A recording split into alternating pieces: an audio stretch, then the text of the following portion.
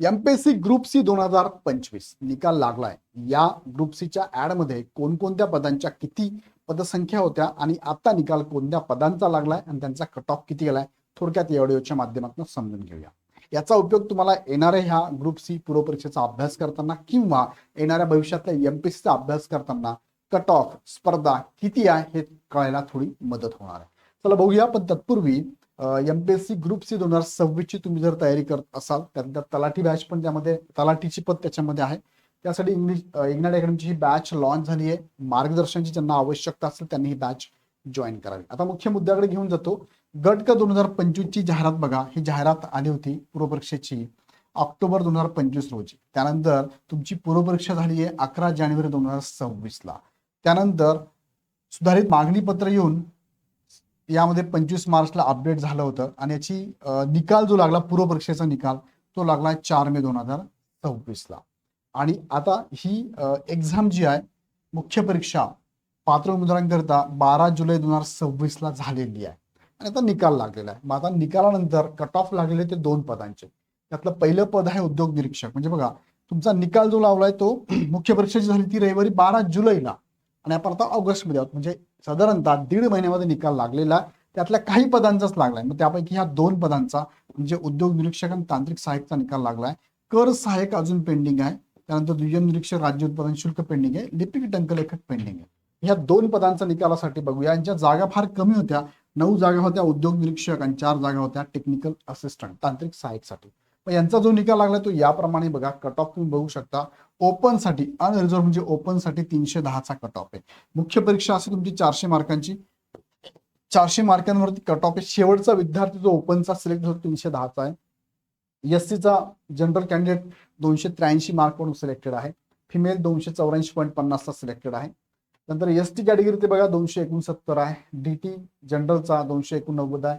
OBC 302 आहे. EWS 282.50 आहे. SCBC 305 आहे. ज्या पदांसाठी ज्यासाठी जागा होत्या त्यांचेच कट ऑफ तुम्हाला बघायला मिळतात. कारण जागा अशाही कमी होत्या. 9 जागा आणि 6 जागांसाठी कट ऑफ लागलेले आहे. ओके. सो इथे तुम्ही थोडं ऑब्झर्व केलं तर लक्षात तुम्हाला एससीचा जनरलचा आणि फिमेलचा कट ऑफ बघा. फिमेलचा कट ऑफ जास्त लागलेला आहे आणि असाही महिलांचा कट ऑफ ह्या वर्षी जर बघितलं एमपीएससीचा तर कट ऑफ हा महिलांचा जास्त लागला आहे जनरल पेक्षा. ओके. त्यानंतर दुसरा जो कट ऑफ लागलाय तो आहे टेक्निकल असिस्टंटचा बघा. टेक्निकल असिस्टंट मध्ये बघा जी पदं होती 6 पदांसाठी ओपनचा कट ऑफ आहे 310. त्यानंतर एसटी जनरलचा 288, एनटी चा 289 आणि ईडब्ल्यूचा 294 लागला. इथे सुद्धा 400 पैकी मार्क काउंट केले जातात आणि हा जो कट ऑफ आपण विचारतो हा त्या कॅटेगरी मधला शेवटचा विद्यार्थी ज्याला एवढे मार्क पडले तो सिलेक्टेड आहे त्याची निवड झाली असं आपल्याला लक्षात येते. तो अशा पद्धतीने हे दोघांचेच कट ऑफ लागलेले आहे. अजून उरलेले 3 पदांचे कट ऑफ आगामी काही दिवसामध्येच लागेल. त्याचे पण अपडेट तुम्हाला मी देतो. पण अभ्यास करताना तुमच्या लक्षात आला असेल की मुख्य परीक्षेला तुम्हाला किती मार्कांची गरज असते. पूर्व परीक्षेला तुम्हाला माहिती आहे कट ऑफ किती लागतो. साधारणतः 50% पेक्षा जास्त मार्क असणारे विद्यार्थी सिलेक्ट होतो. आता क्लर्क मध्ये गेला तुम्ही 35-40चा पण विद्यार्थी सिलेक्ट होण्याचे चान्सेस यावर्षी जास्त असणार आहे. आणि आता यामध्ये जर आपण बघितलं तलाठीचा पण बघा कट ऑफ. तलाठीच्या पण जागा आल्या त्याचा कट ऑफ बघा. साधारणतः 45-50 मार्क असणारे विद्यार्थी सिलेक्ट होणारच आहे. आणि मेन्स मध्ये मात्र तुम्हाला 400 पैकी साधारणतः 75%च्या आसपास 75%च्या आसपास किंवा 60 ते 75%च्या दरम्यान कॅटेगरीनुसार व्हायबल होत होते. त्यानुसार तुम्हाला मार्क पाडणं गरजेचं. जसं की तुम्ही बघता 400 पैकी 300 मार्क ज्याला पडले म्हणजेच हा आहे 75% निकाल. 75% कट ऑफ म्हणजे 75% मार्क लागतील त्याला. तो विद्यार्थी सिलेक्टेड बघा. 400 पैकी हे मार्क तुमच्या समोर दिसत आहे तुम्हाला.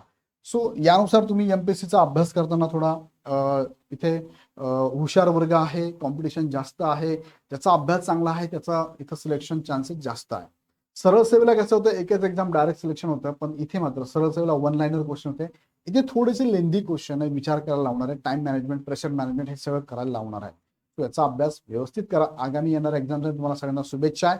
यासाठी तुम्हाला मार्गदर्शन हवं असेल तर आमची बॅच पण इथे लॉन्च झालेली आहे. काही शंका असेल तुम्ही ह्या नंबरला कॉल करून अधिक माहिती घेऊ शकता. व्हिडिओ आवडला तर लाईक करा. सगळ्यांना शेअर करा. पुन्हा आपण नेक्स्ट व्हिडिओमध्ये.